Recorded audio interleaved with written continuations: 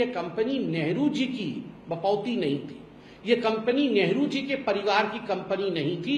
कि ये जो डोटेक्स कंपनी के मालिक हैं, उन्होंने ईडी को कहा कि हमारा काम तो गोरख धंधे का था, हम तो ब्लैक मनी को व्हाइट करते थे, वही पैसा हमने राहुल जी को और सोनिया जी को 1 करोड़ और कोई कोलैटरल नहीं, ऐसे ही एक गिफ्ट के रूप में हमने लोन दे दी। इसको आप चोरी या भ्रष्टाचारी मत कहिए, ये सरेआम डकैती है, डकैती। तो इनकम टैक्स डिपार्टमेंट ने देखा कि 414 करोड़ का टैक्स इवेजन ये सोनिया गांधी और राहुल गांधी ने कर दिया है। ये राहुल गांधी और रॉबर्ट वाड्रा को भेजना चाहिए हार्वर्ड यूनिवर्सिटी में कि कैसे बिना जेब में पैसा लिए कैसे 100 करोड़ रुपए कमाया जाए। अक्यूज नंबर 1 हो या अक्यूज नंबर 2 हो, जेल तो जाना ही पड़ेगा। क्या पंडित जवाहरलाल नेहरू एसोसिएट जर्नल्स के मालिक थे? नहीं। पंडित जवाहरलाल नेहरू ने 5000 जो स्वतंत्रता संग्रामी थे, 5000 फ्रीडम फाइटर्स, उनको एकत्रित किया और उनको शेयर होल्डर बनाया। ये 5000 स्वतंत्रता संग्रामी जो शेयर होल्डर बने और शेयर होल्डर बनने के बाद उन्होंने यह कंपनी चालू किया, इसलिए यह कंपनी नेहरू जी की बपौती नहीं थी, यह कंपनी नेहरू जी के परिवार की कंपनी नहीं थी, ये इन शेयर होल्डर्स की कंपनी थी जो फ्रीडम फाइटर्स थे। आगे चलकर इस कंपनी ने कि हम पब्लिशिंग हाउस हैं, हम जनता के लिए न्यूज छापते हैं, इसलिए हम कोई बिजनेस नहीं करते हैं, तो हमें कंसेशनल रेट पे भिन्न भिन्न जो सरकारें हैं वो जमीन दे, इस प्रकार का आवेदन रखा और 1956 में नॉन कमर्शियल कंपनी के रूप में एस्टैब्लिश हुई कि हम कमर्शियल एंटिटी नहीं है। उसका नतीजा क्या रहा? उसका नतीजा यह रहा कि देश भर के, उस समय तो प्रधानमंत्री पंडित जवाहरलाल नेहरू थे ही, स्वाभाविक रूप से उनका एक इन्फ्लुएंस था। देश भर के सभी राज्यों ने प्राइम लोकेशंस पे एजेएल को, एसोसिएटेड जर्नल लिमिटेड को, क्योंकि एक नॉन कमर्शियल एंटिटी थी, उसके नाम पर उन्होंने प्राइम लैंड पे बहुत बड़े बड़े जमीन नॉमिनल रेट पे 2 रुपए 1 रुपए के दाम पे, भाव पे इन्होंने देश भर में जमीन दिया। लखनऊ के प्राइम प्रॉपर्टी पे, मुंबई के प्राइम प्रॉपर्टी पे, दिल्ली में तो आप सब देखते ही हैं, बहादुर शाह जफर रोड में सबसे बड़ी बिल्डिंग नेशनल हेराल्ड की ही है। इस प्रकार पूरे देश के हर कोने में लगभग ऐसी 100 प्रॉपर्टीज है जो नेशनल हेराल्ड की प्रॉपर्टीज है। पूरे देश में ये प्रॉपर्टीज एक्वायर की गई और ये अखबार छपने का काम चलता रहा। धीरे धीरे नेशनल हेराल्ड कोई पढ़ता नहीं था। इनका काम, नेशनल हेराल्ड की जो कंपनी थी, जो मूल कंपनी थी एसोसिएटेड जर्नल लिमिटेड, ये नुकसान में जाने लगा, अर्थात लॉस में जाने लगा। जब ये लॉस में जाने लगा तो लगभग 2008 में एक ऐसी परिस्थिति आई कि कागज छापना और संभव नहीं हुआ। कागज छापने का काम उन्हें 2008 में संपूर्ण रूप से बंद करना पड़ा और एक 90 करोड़ का नुकसान एसोसिएटेड जर्नल लिमिटेड को हुआ। 90 करोड़ का नुकसान। कैसे नुकसान हुआ? ऋण के नीचे आ गई, 90 करोड़ के ऋण के नीचे आ गई। कैसे आ गई? जो वहां पर एम्प्लॉय थे, उनकी ग्रेच्युटी है, उनको तनख्वाह देना है, वहां रिपेयर वर्क करना है, बिजली का बिल आता है, इन सब चीजों को लेकर एक 90 करोड़ के ऋण के नीचे एसोसिएटेड जर्नल आ गई। तो एसोसिएटेड जर्नल ने, उनको लगा कि हम 90 करोड़ का क्या करेंगे, कहां से लाएंगे। उस समय एसोसिएटेड जर्नल के डायरेक्टर कौन थे? मोतीलाल वोहरा जी थे। और 2008 और 2010 के आसपास लगभग 1057 स्टेक होल्डर्स थे, शेयर होल्डर्स थे। तो मोतीलाल वोहरा जी ने सोचा मैं क्या करूं, ये 90 करोड़ का तो बहुत बड़ा लोन हो गया है। तो वो कांग्रेस पार्टी के पास गए, AICC, all India Congress committee. तो ऑल इंडिया कांग्रेस कमेटी के पास जाके उन्होंने आवेदन दिया कि आप हमें 90 करोड़ का लोन दीजिए, तो मैं ये लोन जो है, जो हमारे एसोसिएटेड जर्नल पे आया है, हम चुका देंगे। तो वहां पर कौन थे? कांग्रेस में किसको बोलना पड़ेगा? कांग्रेस में सोनिया जी और राहुल जी। उस समय सोनिया जी अध्यक्षा थी और राहुल जी जनरल सेक्रेटरी थे। तो मोतीलाल जी गए और उनको बोले कि सोनिया जी, राहुल जी, बड़ा ही गड़बड़ हो गया है। तो सोनिया जी, राहुल जी ने कहा क्या हो गया मोतीलाल जी? ना, अरे वो एसोसिएटेड जर्नल लिमिटेड जो दादाजी ने आरंभ किया था, उनकी कंपनी तो नहीं है, मगर आरंभ उन्होंने किया था आप लोगों के बचाव के लिए। मतलब कोई भी कांग्रेस के खिलाफ लिखता था तो आप लोग उसमें प्रोपागेंडा करते थे। अब वो 90 करोड़ के लोन में आ गया है, हम क्या करें? तो सोनिया जी और राहुल जी ने कहा, अरे कोई डरने की बात नहीं है, आप कांग्रेस के ट्रेजरर के पास जाओ और कांग्रेस से 90 करोड़ का लोन ले लो और आप लेके अपना लोन चुका दो। तो मोतीलाल जी बोले, अरे वाह, ये तो बड़ा अच्छा आइडिया है। तो कांग्रेस के ट्रेजरर कौन थे? कांग्रेस के ट्रेजरर भी मोतीलाल वोहरा जी थे। तो मोतीलाल वोहरा जी जो एसोसिएटेड जर्नल के डायरेक्टर थे, वो कांग्रेस के मोतीलाल वोहरा जो ट्रेजरर थे उनके पास गए और बोले, सोनिया जी और राहुल जी ने कहा है 90 करोड़ का लोन दे दो। तो 90 करोड़ का लोन दे दिया गया। मोतीलाल वोहरा जो एसोसिएटेड जर्नल के थे लेके चले गए, मगर समय के साथ वो लोन चुका नहीं पाए। और कहां से लोन चुकेगा? कोई तो नेशनल अलर्ट पढ़ता नहीं था, अखबार छपना बंद हो गया था।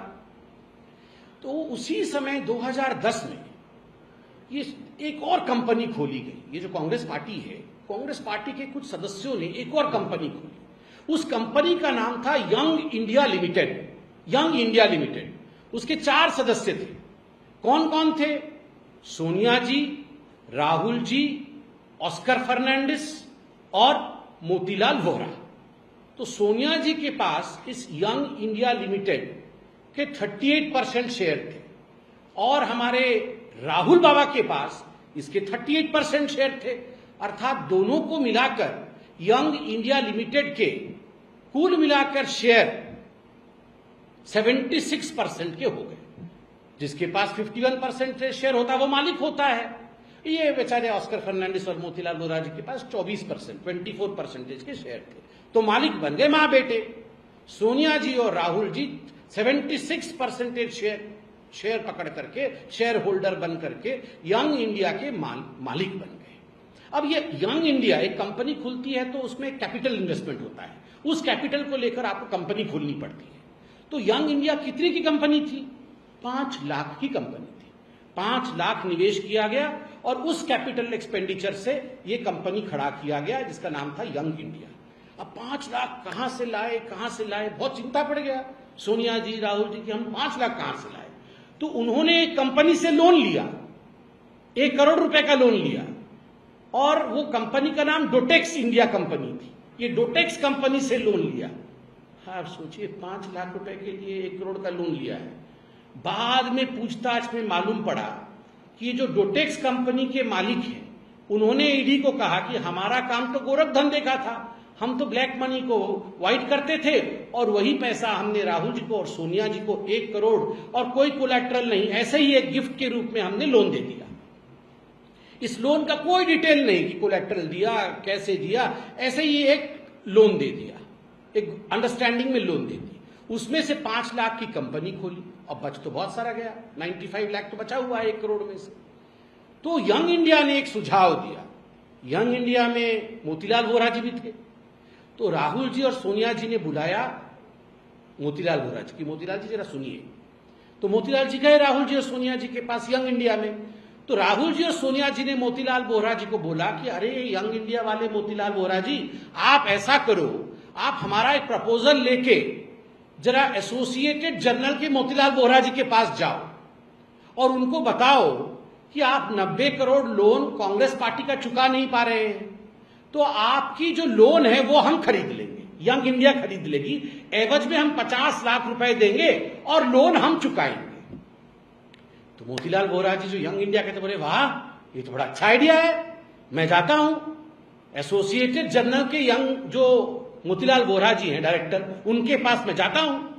तो यंग इंडिया के डायरेक्टर मोतीलाल वोहरा राहुल जी और सोनिया जी के कहने के बाद उनका प्रस्ताव लेके एसोसिएटेड जर्नल के जो मोतीलाल वोहरा थे उनके पास गए और बोले ऐसा है कि यंग इंडिया हमारी कंपनी है, आपके पास 90 करोड़ का लोन है कांग्रेस पार्टी का, तो आप ऐसा करिए, हमें आप ये लोन दे दीजिए, बेच दीजिए, आपके लोन को हम चुकाएंगे, यंग इंडिया चुकाएगी और एवज में हम आपको 50 लाख रुपए देते हैं। तो मोतीलाल वोहरा जो एसोसिएटेड जर्नल के थे उनका, वाह, 50 लाख आप देंगे भी और हमारा लोन भी चुका देंगे, एग्रीड, हम मानते हैं इस बात। 50 लाख रुपए एसोसिएटेड जर्नल ने लिया और उन्होंने अपने जो सारे शेयर थे, एक शेयर 10 रुपए का, ऐसा करके 9 करोड़ शेयर 9 इंटू 10 90 करोड़। तो ये सारे शेयर उन्होंने, एसोसिएटेड जर्नल ने यंग इंडिया के नाम कर दिया कि अब हमारी जो शेयर्स हैं वो आपकी है, अब ये 90 करोड़ कैसे चुकाना है ये आप जानिए। 50 लाख रुपए दे करके पूरी जो एसोसिएटेड जर्नल लिमिटेड की शेयर होल्डिंग थी, शेयर होल्डिंग का मतलब होता है मालिकाना हक, 99.1% मालिकाना हक किसके पास आ गया? वो यंग इंडिया के पास आ गया। मात्र 50 लाख में 5,000 करोड़ की प्रॉपर्टी, दिल्ली के प्राइम लोकेशन पे प्रॉपर्टी, लखनऊ के प्राइम लोकेशन पे प्रॉपर्टी, मेरठ में प्रॉपर्टी, आपके जहां जहां जाओ वहां वहां प्राइम लोकेशन पे, भोपाल में प्रॉपर्टी, हर जगह इनकी प्रॉपर्टी थी। जब ये शेयर ट्रांसफर हुआ 99.1%, ये सारा का सारा जो प्रॉपर्टी है वो यंग इंडिया के पास और उनके अधीन हो गया। मात्र 50 लाख, और वो भी डोटेक्स इंडिया से लेकर ये बन गए मालिक। 5,000 करोड़ के मालिक कौन बना? जिसके पास 76% शेयर था, मां और बेटे। और ये मोतीलाल वोरा जी चहुदिक दिशा में थे। ये डायरेक्टर एजेएल के भी हैं, ये डायरेक्टर यंग इंडिया के भी हैं, और ये ट्रेजरर एआईसीसी के भी हैं। अब उसके बाद जब यंग इंडिया मालिक बन गई तो जो कांग्रेस के मोतीलाल वोरा जी थे ट्रेजरर, उन्होंने कहा कांग्रेस पार्टी जो 90 करोड़ लोन हमने दिया था एसोसिएटेड जर्नल को, हम उसे माफ करते हैं, वो लोन वापस करने की आवश्यकता नहीं है, माफ। 90 करोड़ का लोन माफ कर दिया राहुल जी और सोनिया जी के कहने पर। प्रश्न उठता है, प्रश्न नंबर 1, क्या एक पॉलिटिकल कंपनी किसी और एंटिटी को लोन दे सकती है? क्या कांग्रेस पार्टी यंग इंडिया को, क्या कांग्रेस पार्टी एजेएल को इस केस में जो 90 करोड़ का लोन दिया, क्या ये जायज है? कांग्रेस पार्टी एक पार्टी है, चंदे पे चलती है, लोग देते हैं, बैंक नहीं है जो लोन देगी। कैसे लोन दिया? नंबर 1। नंबर 2, वही लोग तीनों जगह हैं, क्विड प्रो को, वही सोनिया जी राहुल जी यहां मोतीलाल वोरा को बोलते हैं, वही सोनिया जी राहुल जी लोन माफ कर देते हैं, वही सोनिया जी राहुल जी 5,000 करोड़ की प्रॉपर्टी हड़प लेते हैं। तो इस प्रकार से ये जो पूरी हड़पाई हुई है, मैं तो आज से आप लोगों को अपील करूंगा, इसको आप चोरी या भ्रष्टाचारी मत कहिए, ये सरेआम डकैती है, डकैती। पहले हम हिंदी पिक्चर में देखते थे, घोड़े पर बैठ के डाकू आते थे, ऐसे बंदूक लेके, बंदूक नहीं राइफल, बड़ा बड़ा बंदूक लेकर आते थे, और कोई भी बाहर खड़ा हो गोली मार करके पूरे सरेआम दोपहर को, दिन में आते थे और गोली मार करके उसकी प्रॉपर्टी हड़प लेते थे डाकू घोड़े पे बैठकर। और मॉडर्न डाकू तो यही है, ये तो डकैती है। ये सरेआम नाक के नीचे एक कंपनी बना करके 50 लाख में 5,000 करोड़ रुपए हड़प ली है। बस इतना ही फर्क है कि सोनिया जी राहुल जी घोड़े पे बैठ के नहीं आए और राइफल पकड़ के नहीं आए, बाकी तो पूरी डकैती ही है। तो इसको आप चोरी और भ्रष्टाचारी मत कहिए, ये नेशनल हेराल्ड डकैती केस है, जिसमें कि एक्यूज्ड नंबर 1 सोनिया गांधी है और एक्यूज्ड नंबर 2 राहुल गांधी है। अब वर्तमान में आते हैं, ये वर्तमान में पूरा विषय क्यों उठा है? अप्रैल 15 को, 2-3 दिन पहले, ईडी ने चार्जशीट फाइल किया जिसमें सोनिया जी, राहुल जी, साम पित्रोदा और सुमन दुबे, इन चारों का नाम नामित है। इनके नाम के साथ चार्जशीट फाइल किया गया। सोनिया जी Rahul ji accused number 1, accused number 2। ये जो सैम पित्रोदा जो फॉरेन का काम देखते हैं और बीच बीच में बयानबाजी करते हैं, और सुमन दुबे ये भी डायरेक्टर है यंग इंडिया के, तो इनका नाम इंक्लूड किया गया है। अब इनका नाम क्यों इंक्लूड किया गया है, किस केस में इंक्लूड किया गया है? ईडी ने अपने चार्जशीट में पीएमएलए, जो कि prevention of money laundering act है, उसके अंतर्गत वेरियस सेक्शंस के अंतर्गत इनका नाम इंक्लूड किया है। 2022 से 25 के बीच में कुछ डेवलपमेंट हुआ है नेशनल हेराल्ड के केस में। क्या क्या डेवलपमेंट हुआ है जो आज हम सबको जानना जरूरी है? नंबर 1 डेवलपमेंट हुआ है, आपने टीवी न्यूज में देखा है कि राहुल जी से और सोनिया जी से ईडी ने पूछताछ की है। अब डकैती करोगे तो पूछताछ तो करेगी। उनसे पूछताछ हुई, पूरा कच्चा चिट्ठा सामने आया, कहां पैसा छुपा हुआ है, किस प्रकार से लेन देन हुई है, ये सारा कुछ सामने आ गया पूछताछ से। मल्लिकार्जुन खड़गे जी, आज मल्लिकार्जुन खड़गे जी, with all due respect to Mallikarjun खड़गे जी, वो एकमात्र एम्प्लॉई है नेशनल एसोसिएटेड जर्नल लिमिटेड की। ही इज द ओनली कर्मचारी ऑफ एजेएल, इसलिए उनसे भी पूछताछ हुई कि आप अकेले कर्मचारी हैं भैया, आप बताइए। दूसरा विषय। तीसरा विषय, जब ये यंग इंडिया ने एक्वायर किया एसोसिएटेड जर्नल लिमिटेड को, उस समय एक बड़ी बात देखी गई कि इतने बड़े प्रॉपर्टी को एक्वायर करने के बाद कुछ तो टैक्स देना बनता था। तो इनकम टैक्स डिपार्टमेंट ने देखा कि 414 करोड़ का टैक्स इवेजन ये सोनिया गांधी और राहुल गांधी ने कर दिया है। 50 लाख देके 5,000 करोड़ की प्रॉपर्टी ले ली और टैक्स नहीं दिया। तो 414 करोड़ का टैक्स इवेजन भी किया है, यह भी सामने आ गया। उसके बाद 16 लोकेशंस पे, जो ये एजेएल की प्रॉपर्टी की 16 लोकेशंस पे रेड मारे गए एजेंसीज के, और बहुत सारे दस्तावेज सामने आए। उन दस्तावेजों में बहुत सारी बातों का खुलासा हुआ। जब ईडी ने ये रेड किया और ईडी ने उसके साथ ही जो इमूवेबल प्रॉपर्टी थी एसोसिएटेड जर्नल की, उनको सील कर दिया। और इससे बहुत कुछ सामने आया जो मैं आपको अभी बताने वाला हूं। ये चौंकाने वाला विषय है। ईडी के चार्जशीट से मैं पढ़ता हूं कि आखिर इन प्रॉपर्टीज को सील क्यों किया गया, इन पर रेड क्यों डाला गया, वर्तमान में एक केस सोनिया जी और राहुल जी के खिलाफ क्यों हुआ। ईडी कहती है, these properties were attached after extensive investigation by the ED, which revealed significant generation and possession and use of proceeds of crime to the tune of 988 crore. To secure the proceeds of crime and to prevent the accused from dissipating the same. कल कांग्रेस वाले press conference में कह रहे थे, अरे कोई property तो बेचा नहीं, कोई प्रॉपर्टी खरीदा नहीं, प्रॉपर्टी तो जहां का तहां खड़ा है, फिर हमने क्या गड़बड़ी की। ईडी ने कहा, भैया प्रॉपर्टी तो वहीं खड़ी है, मगर उस प्रॉपर्टी का इस्तेमाल करके, उस प्रॉपर्टी के माध्यम से आपने प्रोसीड्स ऑफ क्राइम मतलब जो आपने भ्रष्टाचार किया, उससे जो उगाही की, उस प्रोसीड्स ऑफ क्राइम को आपने स्टोर किया, उस प्रॉपर्टी के माध्यम से उसे यूज किया, और उस प्रॉपर्टी के माध्यम से आपने जनरेट किया, और लगभग 1,000 करोड़ रुपए अब तक 22 से 25 के बीच में 1,000 करोड़ रुपए आपने जनरेट कर लिया है, ताकि ये पैसा आप ठिकाने न लगा दो और उस पैसे का हिसाब में हेरफेर, ये तो मां बेटे तो हेरा फेरी कर रहे हैं ना, तो हेरा फेरी आप ना कर दो, इसलिए हमने इसे सब सील कर दिया है। अब क्या प्रोसीड्स ऑफ क्राइम थे जो ईडी ने अपने चार्जशीट में लिखा है? 3 महत्वपूर्ण प्रोसीड्स ऑफ क्राइम लिखा है।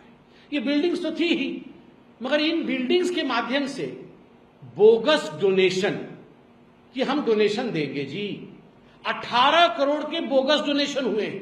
हम नेशनल हेराल्ड को, हम आपके कॉज के लिए डोनेशन देना चाहते हैं। अब देखिए, ये जो यंग इंडिया कंपनी थी, ये तो नॉन प्रॉफिट ऑर्गेनाइजेशन है। नॉन प्रॉफिट ऑर्गेनाइजेशन का मतलब है हम कोई प्रॉफिट नहीं कमाएंगे, हम रियल एस्टेट का काम नहीं करेंगे, हम क्या करेंगे, चैरिटी का काम करेंगे।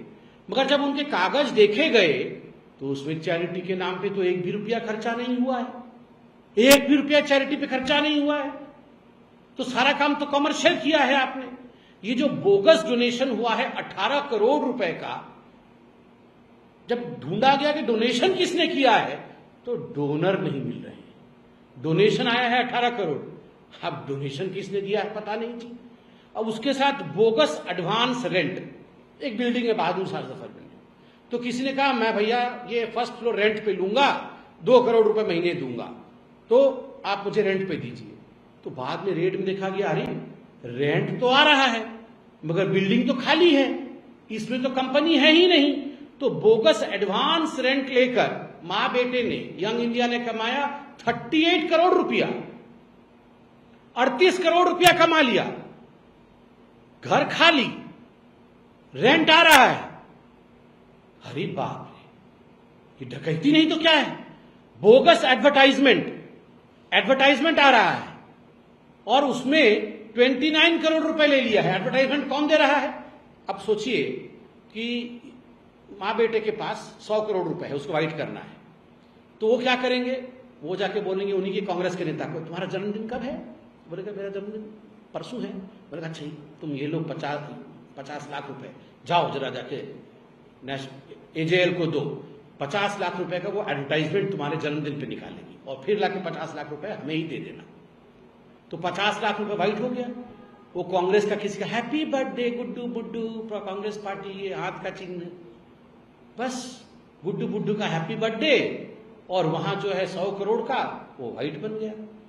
तो ये धंधा चल रहा था उसके अंदर, और पूरी तरह से ईडी ने पूछताछ इत्यादि करने के बाद bogus donation, bogus advance rent और बोगस एडवर्टाइजमेंट का काम, गोरख धंधा का खुलासा किया है। अब बहुत सारे सवाल है। ये जो एसोसिएटेड जर्नल लिमिटेड के शेयर्स आपने यंग इंडिया को दे दिए, 99.1% की मालिक हो गई यंग इंडिया। ये शांति भूषण जी लॉ मिनिस्टर थे इंडिया के, और मार्कंडेय काटजू जी ये सुप्रीम कोर्ट के जाने माने जस्टिस थे, ये सब भी शेयर होल्डर थे। इन्होंने कंप्लेन किया कि अरे भैया हम तो शेयर होल्डर हैं, कंपनी का रूल होता है कि कंपनी और किसी और को आप हैंडओवर कर रहे हो, शेयर बेच रहे हो, तो शेयर होल्डर को तो आप बताओगे, मगर बिना शेयर होल्डर को बताए ये सारे शेयर ट्रांसफर कैसे यंग इंडिया को हो गए? तो ये भारतीय जनता पार्टी केवल नहीं कह रही है, ये शांति भूषण जी और मार्कंडेय काटजू जी भी बता रहे हैं। तो इस प्रकार से जो पूरा गोरख धंधा हुआ है 2008 में यंग इंडिया, 2010 में यंग इंडिया खोल करके 2008 से 2011 के बीच जो ये खुराफाती हुई है, ये डकैती है। मां बेटे ने डकैती की है। अक्यूज नंबर 1 है सोनिया गांधी, अक्यूज नंबर 2 है राहुल गांधी।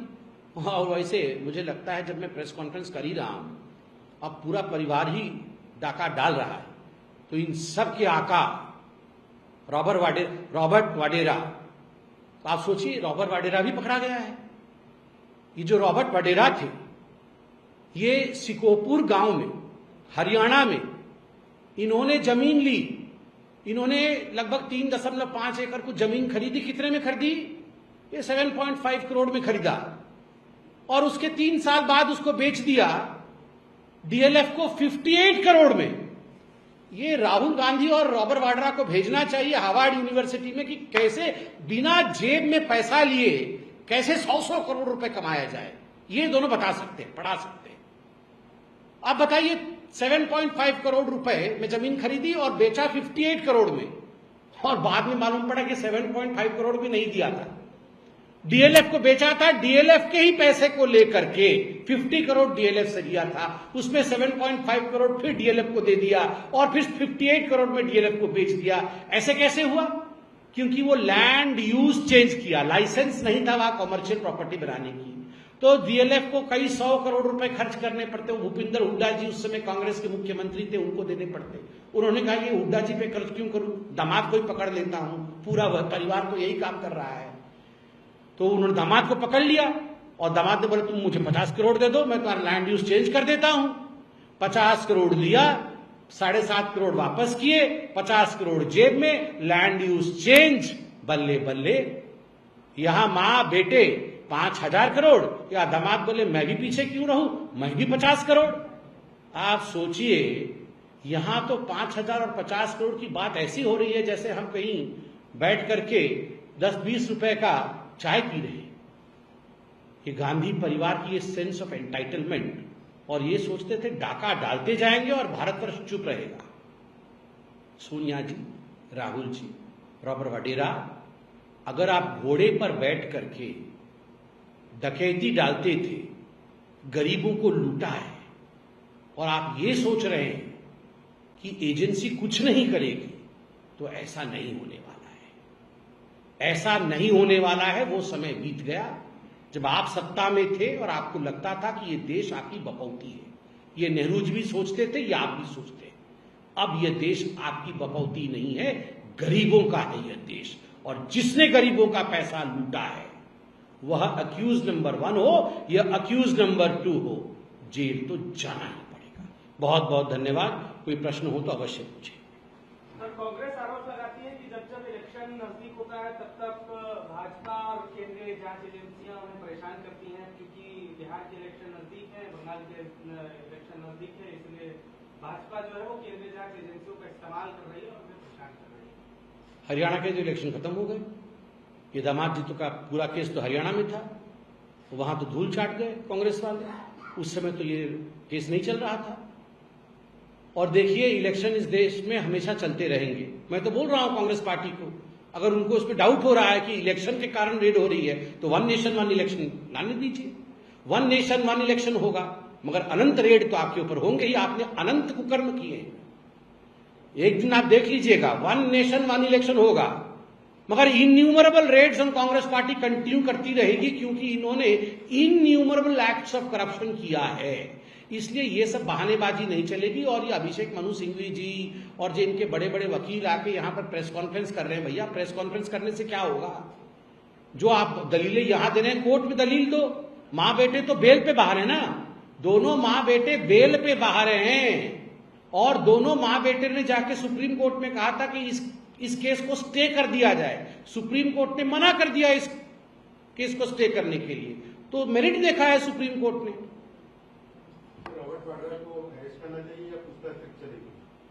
देखिए, हम बदले की भाव से कुछ नहीं करते हैं। ये जो सरकार है, ये बदले की भाव से काम नहीं करती है, तथ्यों के आधार पर काम करती है। No vendetta, only data. ये वेंडेटा के आधार पर नहीं, डेटा के एविडेंस के आधार पर काम करती है। और डेटा जिस प्रकार से इकट्ठा हो रहा है, मुझे तो लगता है जो आप सोच रहे हैं वो जल्दी ही होगा। जैसे जैसे केस एडवांस होगा, आप देखिएगा, सबको लाया जाएगा। उस पर नो कमेंट। कोर्ट केस में कोर्ट है, स्वाभाविक रूप से वो विषय कोर्ट में है, कोर्ट उस विषय को सुन रही है। मैं यहां बैठ करके उस पर टिप्पणी करूं, ये उचित नहीं होगा। सर, अखिलेश यादव आज बोले हैं कि जब तक बीजेपी का सरकार है पूरे स्टेट में और सेंटर में, तब तक दलितों का और पिछड़ा वर्गों का कभी विकास नहीं होगा। अखिलेश यादव जी भी सच्चाई जानते हैं। वह भी जानते हैं कि कांग्रेस पार्टी ने किस प्रकार इस देश में दलितों और पिछड़ों के लिए उनके साथ कैसे अन्याय किया।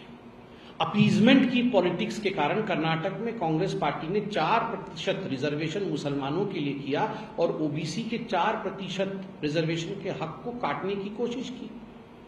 और ये कांग्रेस पार्टी की जो अपीजमेंट की पॉलिसी है, उसका हाथ थाम के आज अखिलेश यादव चल रहे हैं। अखिलेश यादव जी को पता नहीं है शायद, वैसे एक बार तो वो धक्का खा चुके हैं। 2 अच्छे लड़के निकले थे, उन अच्छे लड़कों का क्या हुआ वो हश्र भी हमने देखा है, इस बार भी देखिए। वीके न्यूज, राष्ट्र के नाम।